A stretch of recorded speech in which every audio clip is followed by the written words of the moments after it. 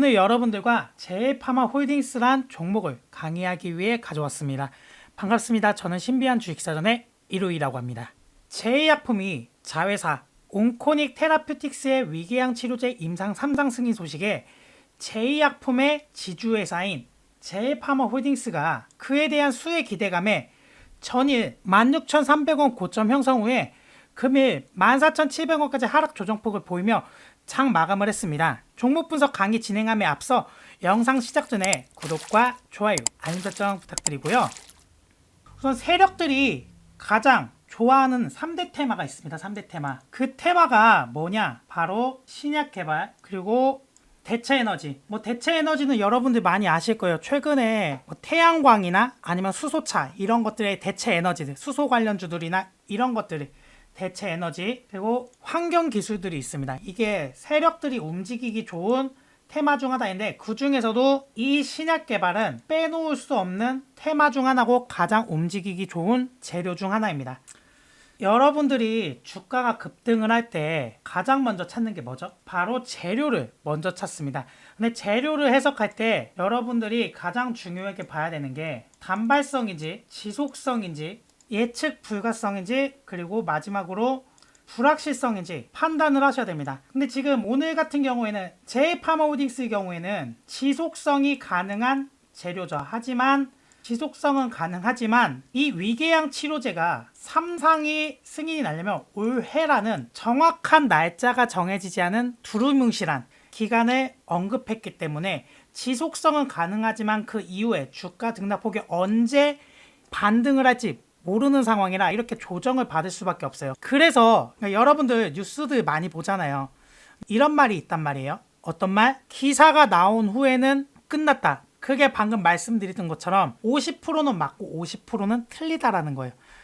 그리고 재료가 먼저 움직이는 게 아니고 차트가 먼저 만들어진 후에 재료가 노출이 되고, 이 재료가 노출된 다음에 다시 차트에 대응 구간으로 진입을 하기 때문에 지금 이렇게 주가가 맞고 떨어질 때 여러분들 무슨 생각하시냐?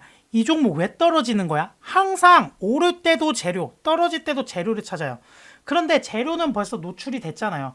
근데 우리가 아까 판단했을 때 뭘 판단했냐? 이 재료가 지속성은 가능한데 문제는 언제 임상 3상의 뉴스가 나올지, 게다가 언제 승인이 될지는 모른다라는 거예요. 그렇기 때문에 약간의 예측, 불가성도 같이 결합되어 있어서 이 차트로 대응 구간에 진입해서 이렇게 주가가 조정을 받는 겁니다.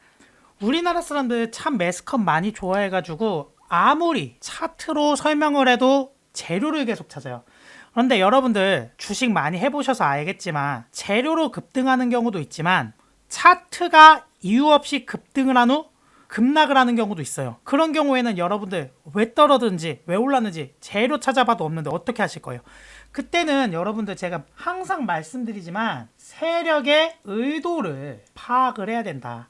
근데 이 세력의 의도를 파악을 하려면 뭐다? 오늘 같은 경우 주가가 이렇게 떨어졌잖아요. 이렇게 주가가 떨어졌을 때에는 어떤 식으로 해석해야 되냐? 바로 저는 여러분들한테 항상 강조를 해드리는 게 주기 설정을 강조해드려요. 주기 설정. 왜 주기 설정을 해야 되냐? 그러니까 우리 월봉, 주봉, 일봉 보듯이 이 주기를 어떻게 봐야 되는지 모르고 그 의미에 대해서 전혀 생각을 하지 않아요.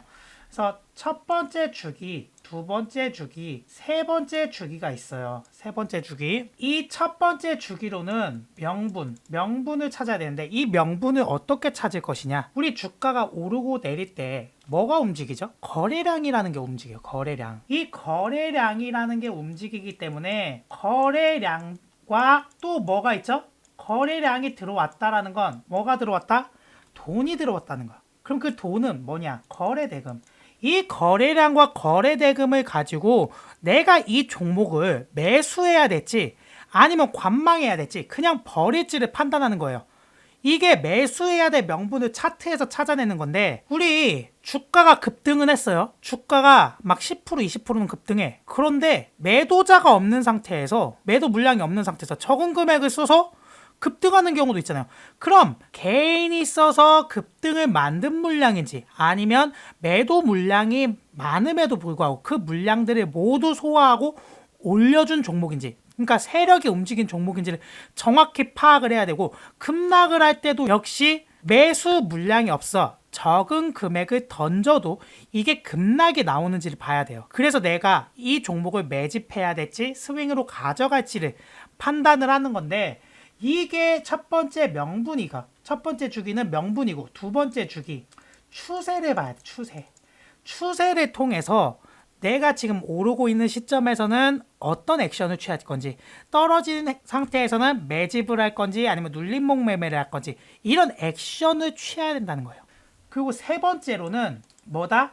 바로 해석. 세력의 의도와 그리고 그 의도가 해석이 되면 타점이라는 걸 잡아내야 됩니다. 그래서 최소 주기 설정은 세 가지, 월봉, 주봉, 일봉 보듯이 세 가지 의도로 해석을 해야 되는데, 보세요. 오늘 같은 경우에는 어제 거래량이 들어오고 거래량이 없어요. 이건 주가가 매수자도 없지만 이건 매수자가 없이 주가가 오르지 않자 손절 물량이 나온 거예요. 손절이라는 건 뭐 하루 이틀 단타로 보고 아니면 어제 종가 매매하셨던 분들이 던졌겠죠.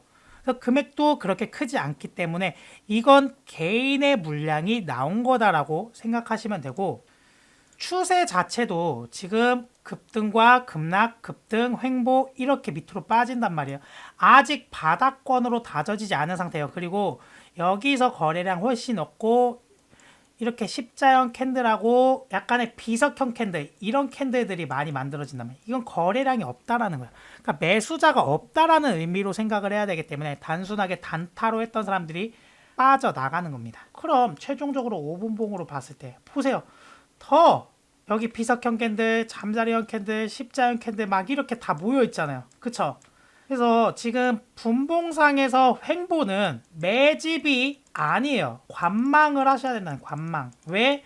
일봉상의 횡보는 매집의 의미로 표기할 수 있지만 분봉상의 횡보는 하루만 해도 밑으로 빠질 수 있고 위로 올릴 수 있는 방향성이 크기 때문에 그때는 관망을 하셔야 돼요. 지금의 시점에서는 관망을 하시면서 눌림 매매, 어디까지 조정을 받을지 눌림 매매의 타이밍을 노려서 거기서 타점을 잡으셔야 돼요. 우리 생각해보면 세력은 두 가지 패턴이 있습니다. 그중 첫 번째가 급등과 급락, 급등과 급락의 패턴이 있고, 두 번째가 급등과 급락을 거치면서 여기서 심하게 반복이 돼요. 움직임이. 그러면서 전고점을 돌파하는 패턴이 있는데, 이 첫 번째 유형의 패턴은 50% 이상의 물량을 처분하고 개인들의 투매가 나왔을 때 여기서 돈을 많이 써서 이 전고점까지의 물량을 올려주고 여기서 다 털고 나가는 거고, 이곳에 이 첫 번째 구간에는 50% 이하의 물량을 처분하고 이렇게 바닥을, 등락폭을 만들면서 바닥을 지지한 다음 전고점 이상으로 상승시키는 패턴이 있어요. 지금 같은 경우에는 이제 바닥권에서 급등이 나왔어요. 그럼 최소한의 세력에게는 매집할 시간이라는 게 없었단 말이에요. 제대로 매집해 들어온 것도 없었고요. 그래서 만약 그런다면 이렇게 해서 여기서 등락폭을 보여서 움직일 수 있다라는 거죠. 일정 폭의 지지를 받으면서. 우리 상식적으로 생각을 해보면 우주선이 있으면, 우주 공간, 하늘, 땅이 있으면 땅에서 연료를 많이 쓰고 위로 올라가면 올라갈수록 돈을 적게 써야 된단 말이죠. 근데 지금은 땅에서 연료를 벌써 많이 썼어요. 그럼 현재로서는 이런 눌린 구간들이 많단 말이에요. 원래 올라가면 올라갈수록 매집 기간이 바닥에서 충분히 많이 일어난 상태에서 위로 슈팅을 때려야 되는데, 지금의 시점에서는 이 구간들 전부가 뭐다? 악성 대기 매물. 그러니까 중력으로 누르는 힘이 강하기 때문에 한번 숨 고르기가 필요하다고요. 지금 충분히 바닥권에서 이렇게 매집을 했다면 당연히 이 시점에서 한번 이런 식으로 동락폭 보이고 이런 식으로 등락해서 위로 상승시키겠지만, 지금의 현 시점에서는 매집이라는 시간이 없었기 때문에 여기서 이렇게 움직일 거라는 말이에요. 이해하셨나요? 그래서 우선은 무작정 추매를 하는 게 아니고 지금 여러분들이 생각해 봐셔야 되는 거, 이 물량, 오늘 같은 경우에는 개인들의 손절 물량이 나왔다. 하지만 주가가 못 오르는 건 이 구간별로 손실 매물들이 존재하기 때문에 이 누르는 힘에 의해 세력이 주가를 받쳐주지 않는 거다. 지금 만약 올라가면 올라갈수록 돈을 많이 쓰게 되면 세력의 입장에서는 뭐다? 리스크가 발생되기 때문에 이런 경우에는 조금 더 관망을 하면서 세력의 움직임에 따라 대응하시면 됩니다. 그럼 세력의 움직임에 따라 대응을 하려면 어떻게 해야 될까요? 제 영상을 항상 구독해 주시고 알림 설정과 좋아요를 눌러주시면 저 이루이가 회차가 거듭하면 거듭할수록 여러분들에게 더 알차고 좋은 내용의 실전 트레이딩용 강의를 가지고 올 겁니다. 그러면서 여러분들의 실력을 향상시키면 되고요. 저는 여러분들에게 먹이를 물어다 주지 않을 겁니다. 이게 무슨 말이냐? 사냥 방법을 모르는 사자는 굶어 죽는다라는 말처럼 주식시장은 먹이 사슬과 같은 약육강식입니다. 그래서 여러분들이 세력에게 당할 수밖에 없는 이유는 항상 세력의 약점을 모르기 때문이에요. 그래서 저는 여러분들에게 먹이를 물어다 주지 않고 사냥하는 방법을 회차가 거듭하면 거듭할수록 가르쳐 드릴 테니까 구독, 좋아요, 알림 설정 부탁드리고요. 혹시나 궁금한 사항이 있으시거나 아니면 이 종목을 해석해 줬으면 좋겠다 하시는 분들은 댓글에 종목명 남겨주시면 제가 해석해 드리도록 하겠습니다. 자, 오늘의 결론 말씀드리고 영상 강의 종료하도록 할 텐데요. 결론, 우선 관망을 해야 된다. 관망. 두 번째 포인트, 오늘 주가의 급락 이유는 세력이 아닌 개인의 손절 또는 익절 물량이 나왔다 보시면 되고요. 세 번째, 이 주가가 어제 급등하고 오늘을 급락이 나온 이유는 뭐다?